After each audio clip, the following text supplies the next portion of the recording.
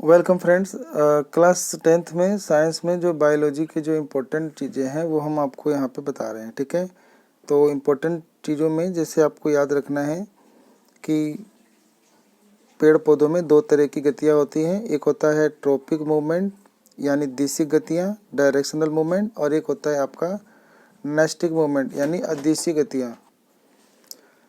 तो पेड़ पौधों में एक दिशिक गतियाँ होती हैं, एक अदिशिक गतियाँ होती हैं। ठीक है, दिशिक गतियों में आपको याद रखना है जैसे कि फोटोट्रोपिज्म यानी फोटोट्रोपिज्म होता है प्रकाशानुवर्तन, जब पेड़ पौधे प्रकाश की ओर बढ़ते हैं। केमिनोट्रोपिज्म यानी जब पेड़ पौधे रसायन की ओर बढ़ते हैं तो रसायनानुवर्तन।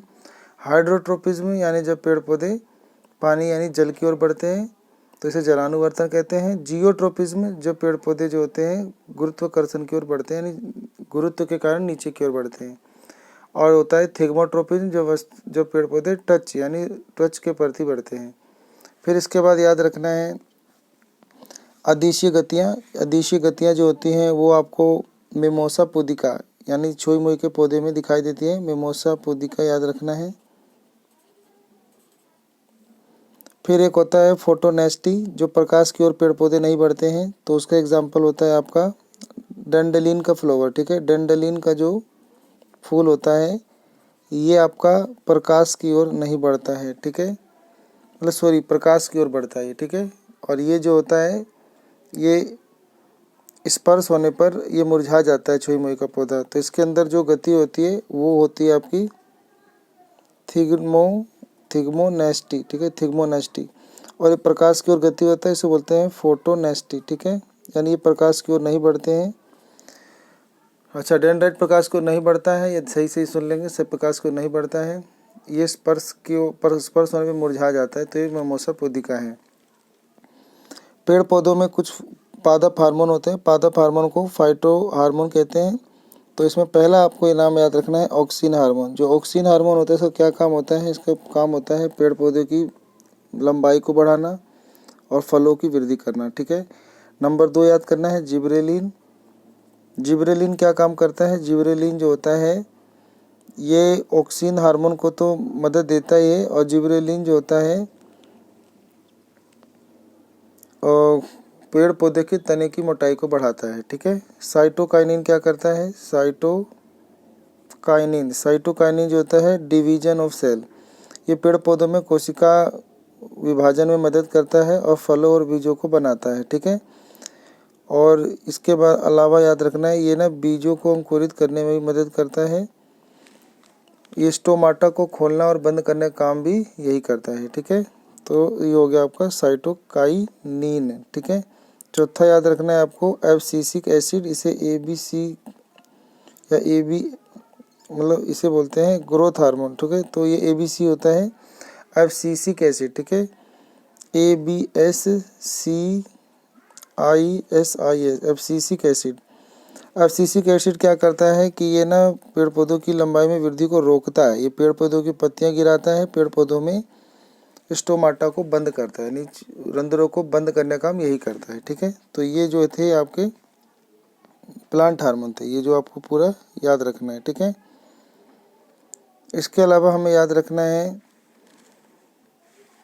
ठीक है, इसके अलावा हमारे को याद रखना है कि हमारे जो सेंसरी ऑर्गन कितने हैं। तो हमारे जो सेंसरी ऑर्गन है तो वो आपके सेंसरी ऑर्गन जो हैं आपके 5 हैं। एक तो आपका आँख है, नाक है, कान है, त्वचा है, जीभ है, नाक है। ठीक है, तो कानों में मतलब आँखों में किस तरीके का रिसेप्टर्स पाया जाता है? तो फोटो रिसेप्टर, कान में फोनो रिसेप्टर, नाक में ओल्फैक्टरी रिसेप्टर, जीभ में गस्टेटरी रिसेप्टर और त्वचा में थर्मो रिसेप्टर। तो आपका पेपर पूछा जाता है कि हमारे जीभ में कौन सा रिसेप्टर पाया जाता है? तो आपको याद रखना है घ्राणग्राही होता है, यानी गस्टेटरी रिसेप्टर होता है। ठीक है, ये क्या करता है? टेस्ट को डिटेक्ट करता है। ठीक है, तो ये डिटेक्ट करता है टेस्ट को, ये आपको ध्यान रखना है।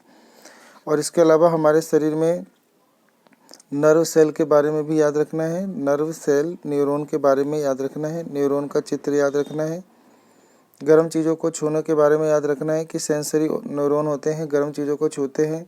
मोटर न्यूरॉन जो होते हैं गर्म चीज़ों से हाथ हटाते हैं। और दोनों के बीच में रिले न्यूरॉन होता है जो दोनों को कंट्रोल करता है। ठीक है, रिले न्यूरॉन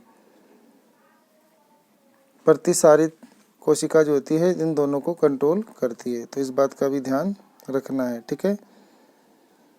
इसके अलावा हमें याद रखना है जैसे कि हमारे जो ब्रेन के बारे में याद रखना है। ब्रेन के 3 पार्ट याद रखना है, fore brain, mid brain, hind brain. Fore brain जो होता है उसमें सेरिब्रम होता है, और जो हिंड ब्रेन होता है उसके अंदर पोन्स, मेडुला और सेरिबेलम होता है। ये सब आपको ध्यान रखना है, सेरिबेलम होता है। इसके अलावा हमें याद रखना है जो मेडुला होता है इसका क्या काम होता है। तो मेडुला जो होता है इसका काम होता है अनैच्छिक क्रियाओं को कंट्रोल करना, ठीक है। सेरिब्रम आता है अनुमस्तिष्क। सेरिबेलम का क्या काम होता है, उसका होता है शरीर का संतुलन बनाए रखना, ठीक है। पोन्स का क्या काम होता है, ये हमारे श्वसन की दर को कंट्रोल करता है, तो ये आपको याद रखना है, ठीक है। और यहाँ मैं अभी थोड़ी देर पहले बता रहा था कि रिफ्लेक्सिव आर्क के बारे में याद रखना है। रिफ्लेक्सिव या रिफ्लेक्स आर्क, रिफ्लेक्स आर्क में जो हमारा जो रिसेप्टर्स होता है वो पहले हमारा स्किन होता है, त्वचा, उसके अंदर सेंसरी न्यूरॉन होता है, वो मैसेज ले आता है स्पाइनल कॉर्ड पे, जिसके अंदर रिले न्यूरॉन होते हैं, फिर वो मैसेज देते हैं मोटर न्यूरॉन को, और मोटर न्यूरॉन जो होता है वो इफ्लेक्टर यानी इफ्लेक्टर माने काम करने का हमारे मांसपेशियों को ऑर्डर देता है और हम अपना हाथ हटा लेते हैं। इस एक्शन को रिफ्लेक्सिव एक्शन कहते हैं, यानी रिफ्लेक्सिव आर्क कहते हैं, ठीक है। इसके बाद ना हमें याद रखना है हमारे शरीर में बहुत सारे ग्लैंड हैं, ठीक है। तो हमारे जो शरीर में ग्लैंड है तो कुछ एंडोक्रीन ग्लैंड होते हैं। तो एंडोक्रीन ग्लैंड होते हैं, एक होता है एक्सोक्रीन ग्लैंड, एक होता है एंडोक्रीन ग्लैंड, ठीक है। एक होता है आपका, इसमें एक नाम आ रहा है जैसे कि पहला आता है हाइपोथैलेमस, ठीक है, हाइपोथैलेमस। तो हाइपोथैलेमस क्या करता है, ये हमारे शरीर के टेम्परेचर को कंट्रोल करता है और पिट्यूटरी हार्मोन जो निकलता है उसको कंट्रोल करता है, ठीक है। पिट्यूटरी ग्लैंड क्या करता है, पिट्यूटरी ग्लैंड जो होता है ग्रोथ हार्मोन छोड़ता है, जिससे हमारे शरीर और हड्डियों की लंबाई बढ़ती है। और इसके बाद हमें इसमें बहुत सारे हार्मोन बनते हैं, उसमें आपका ग्रोथ हार्मोन ही इंपॉर्टेंट है, ठीक है। इसके अलावा हमारे गले में थायराइड, THYROID, थायराइड, तो आपको थायराइड ग्लैंड याद करना है। ये थायरोक्सिन हार्मोन बनाता है जो हमारे शरीर में मेटाबॉलिज्म मतलब कार्बोहाइड्रेट के मेटाबॉलिज्म को कंट्रोल करता है और फैट और प्रोटीन को भी कंट्रोल करता है। फिर आपको याद रखना है कि पैराथायरॉयड, ठीक है,